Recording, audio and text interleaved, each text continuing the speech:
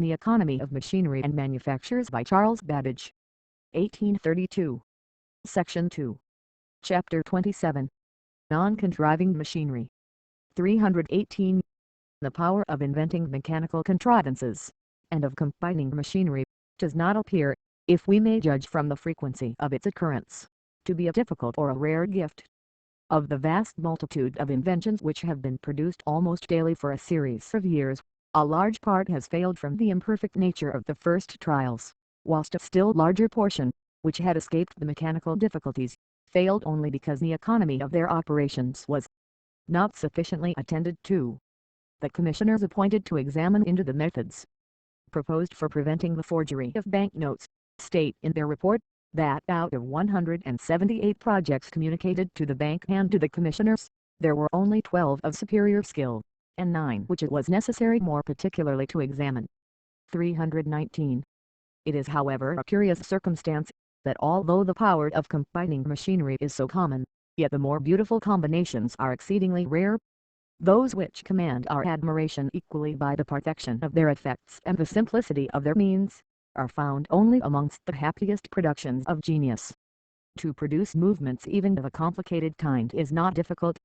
There exist a great multitude of known contrivances for all the more usual purposes, and if the exertion of moderate power is the end of the mechanism to be contrived, it is possible to construct the whole machine upon paper, and to judge of the proper strength to be given to each part as well as to the framework which supports it, and also of its ultimate effect, long before a single part of it has been executed. In fact, all the contrivance, and all the improvements, ought first to be represented in the drawings. 320. On the other hand, there are effects dependent upon physical or chemical properties for the determination of which no drawings will be of any use. These are the legitimate objects of direct trial. For example, if the ultimate result of an engine is to be that it shall impress letters on a copper plate by means of steel punches forced into it, all the mechanism by which the punches and the copper are to be moved at stated intervals, and brought into contact, is within the province of drawing, and the machinery may be arranged entirely upon paper. But a doubt may reasonably spring up, whether the bird that will be raced round the letter, which has been already punched upon the copper, may not interfere with the proper action of the punch for the letter which is to be punched next adjacent to it. It may also be feared that the effect of punching the second letter, if it be sufficiently near to the first, may distort the form of that first figure. If neither of these evils should arise, still the bird produced by the punching might be expected to interfere with the goodness of the impression produced by the copper plate, and the plate itself, after having all but its edge covered with figures, might change its form, from the unequal condensation which it must suffer in this process, so as to render it very difficult to take impressions from it at all. It is impossible by any drawings to solve difficulties such as these. Experiment alone can determine their effect.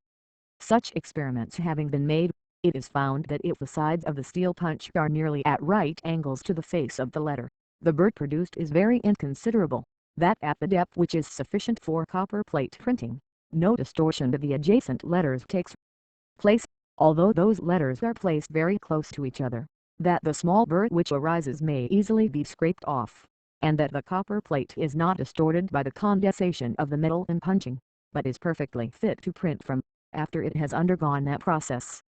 321. The next stage in the progress of an invention, after the drawings are finished and the preliminary experiments have been made, if any such should be requisite, is the execution of the machine itself. It can never be too strongly impressed upon the minds of those who are devising new machines, that to make the most perfect drawings of every part tends essentially both to the success of the trial, and to economy in arriving at the result. The actual execution from working drawings is comparatively an easy task, provided always that good tools are employed, and that methods of working are adopted, in which the perfection of a part constructed depends less on the personal skill of the workman, than upon the certainty of the method employed. 322. The causes of failure in this stage most frequently derive their origin from errors in the preceding one, and it is sufficient merely to indicate a few of their sources. They frequently arise from having neglected to take into consideration that metals are not perfectly rigid but elastic.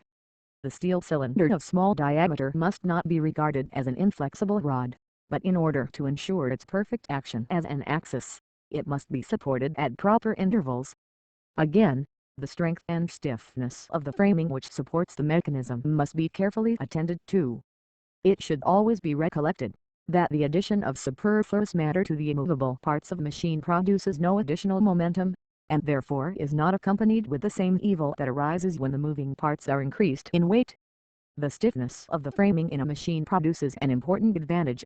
If the bearings of the axis, those places at which they are supported, are once placed in a straight line, they will remain so, if the framing be movable, whereas if the framework changes its form, though ever so slightly, considerable friction is immediately produced.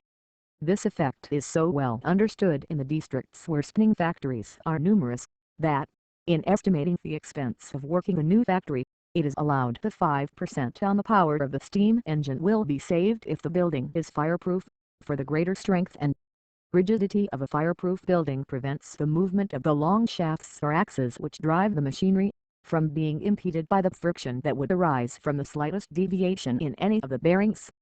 323.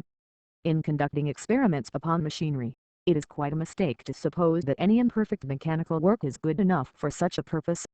If the experiment is worth making, it ought to be tried with all the advantages of which the state of mechanical art admits, for an imperfect trial may cause an idea to be given up, which better workmanship might have proved to be practicable.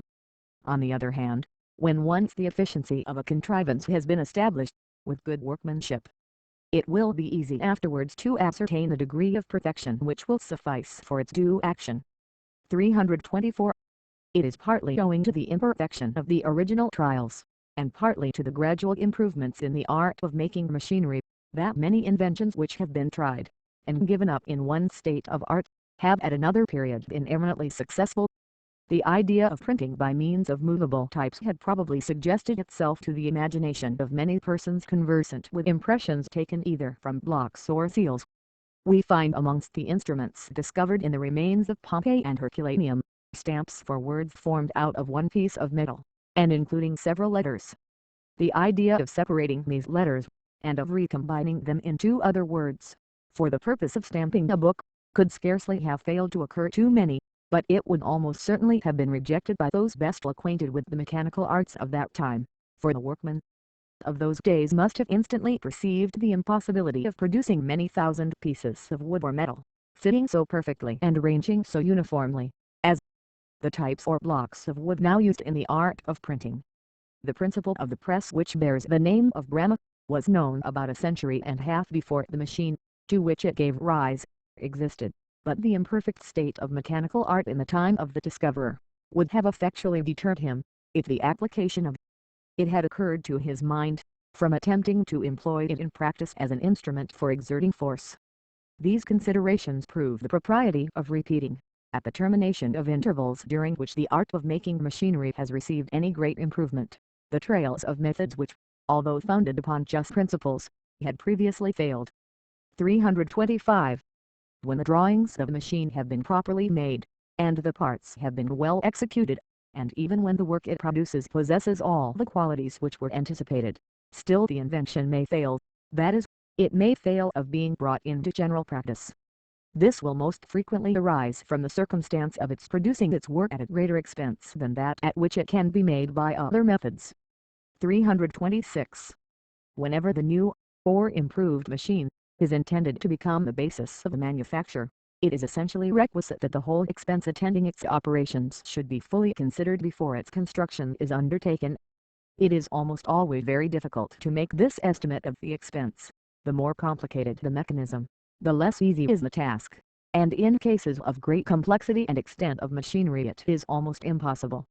It has been estimated roughly, that the first individual of any newly invented machine will cost about 5 times as much as the construction of the second, an estimate which is, perhaps, sufficiently near the truth.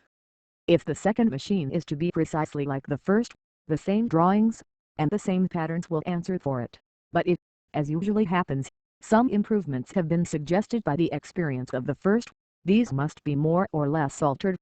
When, however, 2 or 3 machines have been completed, and many more are wanted, they can usually be produced at much less than 1/5 of the expense of the original invention. 327. The arts of contriving, of drawing, and of executing, do not usually reside in their greatest perfection in one individual, and in this, as in other arts, the division of labor must be applied. The best advice which can be offered to a projector of any mechanical invention, is to employ a respectable draftsman, who, if he has had a large experience in his profession, will assist in finding out whether the contrivance is new, and can then make working drawings of it.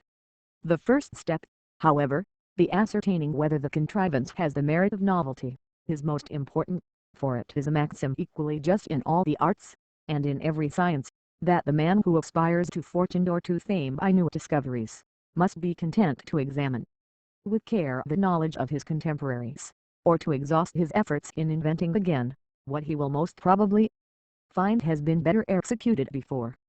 328. This, nevertheless, is a subject upon which even ingenious men are often singularly negligent.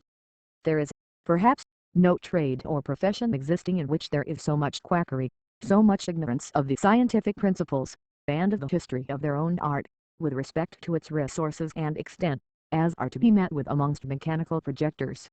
The self-constituted engineer, dazzled with the beauty of some, perhaps, really original contrivance, assumes his new profession with and little suspicion that previous instruction, that thought, and painful labor, are necessary to its successful exercise, as does the statesman or the senator. Much of this false confidence arises from the improper estimate which is entertained of the difficulty of invention in mechanics. It is, therefore, of great importance to the individuals and to the families of those who are too often led away from more suitable pursuits, the dupes of their own ingenuity and of the popular voice, to convince both them and the public that the power of making new mechanical combinations is a possession common to a multitude of minds, and that the talents which it requires are by no means of the highest order. It is still more important that they should be impressed with the conviction that the great merit, and the great success of those who have attained to eminence in such matters, was almost entirely due to the unremitted perseverance with which they concentrated upon their successful inventions the skill and knowledge which years of study had matured.